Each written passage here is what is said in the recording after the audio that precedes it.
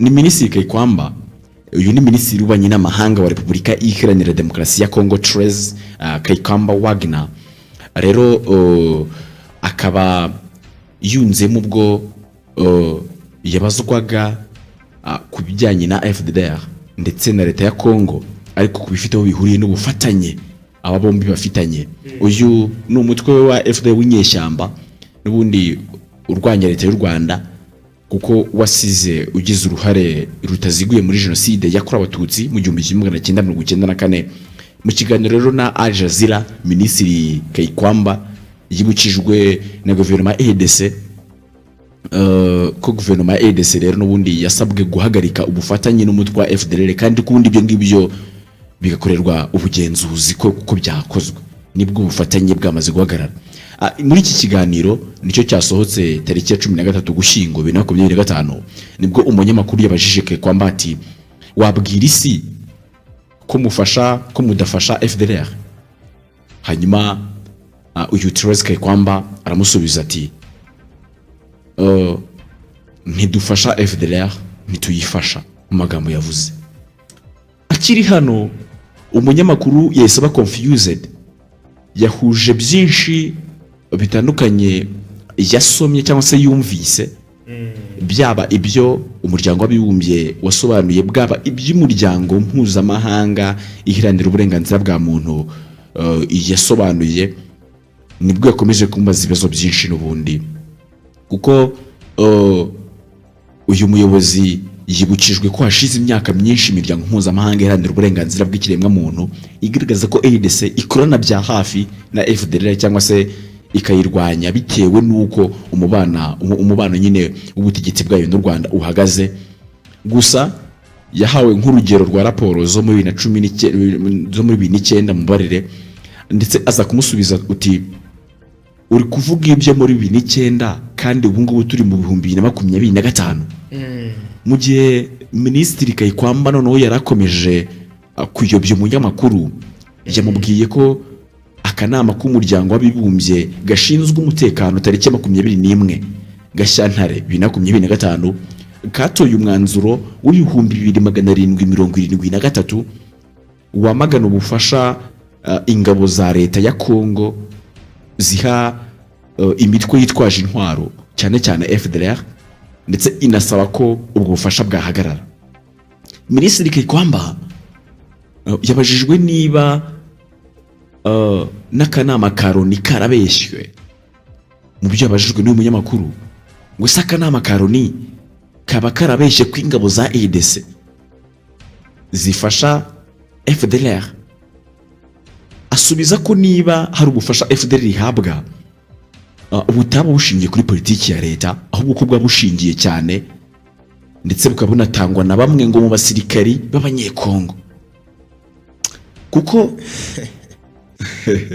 Kuko hangaha yagize ati niba hari ubufasha buhabwa FDLR, ntekereza ko hari itandukaniro ry'ingenzi cyane dukwiye kugaragaza. Si politiki ya leta, turi kuvuga ko ibintu biri gukorerwa ku giti cyabo nk'umusirikari, uko bashobora kuba ari abasirikari baba bafasha FDLR ku giti cyabo. Guti turi kuvuga ku bantu ku giti cyabo mu gisirikari, kandi tubonye ibimenyetso byabo. Dufite uburyo rero bwo kubibaza abo basirikari ndetse banahabwa n'ibihano. Ubwo Minisitiri Kayikwamba noneho yageragezaga kwikurayo, mureke kwikura mu bibazo yabazwaga n'umunyamakuru, yabuze uko bigenza ari kudagarwa. Umunyamakuru yamubajije impamvu akanama ka Loni kasabye abasirikari ku giti cyabo bo muri EDC guhagarika ubufasha abaha leta, ndetse bakabisaba n'igisirikare cya leta niba koko ari politiki ya leta. Uti yasabye abasirikari ba leta ko bahagarika imirwano bo ubwabo bakigumura mu byo Loni n'ubundi yasabye. Muri make ibyo nibyo yagaragaje uti hari abasirikari, hari bimwe mu byasabwa abasirikari mu guhagarika ubufasha baha leta, ndetse n'igisirikare cya leta kikaba cyahagarika imirwano. Ibi byose nibyo byabwirwaga Minisitiri w'Ububanyi n'Amahanga w'iki gihugu cya Congo, Therese Kayikwamba, ariko akadagarwa agerageza kwikura muri kino kibazo. nibwo n'ubundi uyu muyobozi yakomeje agaragaza byinshi cyane ariko ahakana cyane ko hari ubufasha buhabwa FDLR ndetse ko nta n'ubufasha bujyanye n'intwaro buhari ubwo ari bwo bwose. Se tariki ya 10 Ukwakira 2025 hashingiwe ku biteganywa n'amasezerano y'amahoro ya Washington, igisirikare cya ADC n'undi cyasabye abarwanyi ba FDLR kurambika intwaro kugira ngo bacyurwe mu Rwanda, igisaba n'abasirikare b'abanyekongo guhagarika gukorana nabo. Gusa umunyamakuru hanga akimara kumubwira ibi ngibi, umunyamakuru yagaragaje Kayikwamba ko nubwo avuga ko abasirikare bake ba ADC rero bafasha ndetse bakaba banakorana na FDLR, ngo mwitangazo ry'igisirikare ejo bundi twanabivuzeho yakomeje amuha ibihamya uti ariko ngo itangazo ry'igisirikare cya leta ngo risaba guhagarika ugufatanye irica amarenga ku kibazo cyaba cyarageze ku rwego rukomeye. Ariko Minisitiri Kayikwamba yavuze ko mu gisirikare cya ADC gikomeje ubukangurambaga busaba FDLR kurambika intwaro. Gusa yabajijwe niba abarwanyi b'uyu mutwe baratangiye kubahiriza ubwo busabe, asubiza ko basanzwe n'ubundi bazirambika hasi hashingiwe kuri gahunda ya Loni yo gusubiza mu buzima busanzwe abahoze bari mu mitwe y'inyeshyamba. Gusa umuyobozi wa FDLR mu rwego rwa gisirikare Lieutenant Colonel Octave Mutimura n'ubundi aherutse gutangaziriza radio impuzamahanga y'Abafaransa RFI ko abarwanyi babo badateze ko barambika intwaro hasi, ahubwo ko biteguye kuba barwana mu gihe cyose bakabwaho ibitero. Ahangahe no Therese Kayikwamba yese akomeza kudagarwa noneho rero. Aha yahise yumva ko hari factors zimwe na zimwe ziri kumugwishamo, akagerageza kwikuramo mu buryo bukomeye cyane ubwo yari yokejwe igitutu n'umunyamakuru uri kumubaza, ariko gakomeza kunyuranya cyane ndetse rimwe na rimwe ngo hari igihe ngo yagiye atuzamo gake akabanza kubitekerezaho makuru mfite muri kino kiganiro naje gukurikirana n'ubundi kuri Al Jazeera. Ni televiziyo yo muri Leta Zunze Ubumwe z'Abarabu. Gusa Lieutenant Colonel Mutimura uyu nguyu uburyo yagaragaje ko badateze ko barambika intwaro hasi, uyu n'umuvugizi wa FDLR n'umuyobozi wa FDLR. Gusa yagize ati kurambika intwaro hasi ibyo dusaba biturubahirijwe ni inzozi. Iyo ngo uri mu muriro ngo ntabwo rero bashobora kuba bakora ibishoboka byose, nushidikanya ko bishoboka ntabwo bishoboka.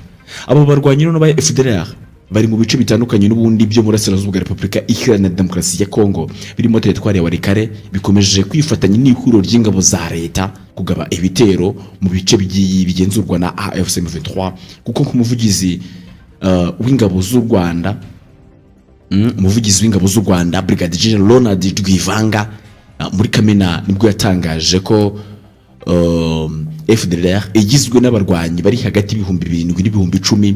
Noneho muri iki cyumweru nibwo Loni noneho yari imaze gucyura abarwanyi bagera ku 12 b'uyu mutwe. Ibi bintu biratangaje.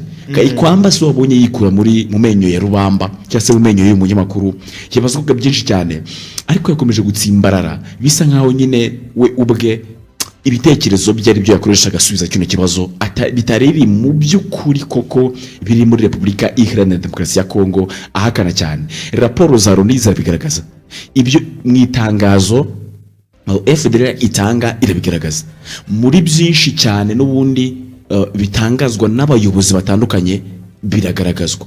Ibi rero bivuze ko Kayikwamba yanyuranyije cyane completely nibiriho muri raporo zose izabanje muri speech ye cyangwa se mu byo yaganiriye n'umunyamakuru. Bisa nkaho bamwe mu basesenguzi bagaragaza ko ibitekerezo by'ubwite yakoreshaga mu buryo bw'intego n'ubundi leta ya Kongo iyobowe na Felix Antoine Tshisekedi Chilombo bafite mu guhakana ubufatanye bafite buri hagati ya leta ndetse na FDLR, ariko ubufatanye bwo burahari. Ejo bundi babajyanye kubigisha gukoresha drones, ubufatanye bwo burahari, ariko uyu mugore yagize arya yivamo avuga ibihabanye bica drugs. Uyu mugore akomeje intego yewe na perezida mu kunyuranya, si ubwa mbere anyuranyije ariko byanze bikunze iyo umuntu abazwa ibintu aziho ukuri ariko agashaka kuguhisha bimusaba guhimba ibindi bintu yaba atari umuhanga mu kubeshya bikaza kugorana guhuza ibyo bimenyetso kuko yavuze ko neza yabivuze ngo byo kuko barafatanya kuko niba yavuze ngo muri 2009 bafashe umwanzuro wo guhagarika gufasha abo bantu byumvikane ko babafashaga. Ni nayo mpamvu Yesu avuga uti ariko ibyo bintu byo muri 2009 ni gute uri kubizana mu 2025 ibaze ko bivuze ko n'ibintu byo 2024 ntago abyemera. Niyo mpamvu yavuze ibingibi nyine ntago abyemera kuko biramusaba kuza gukoresha andi magambo.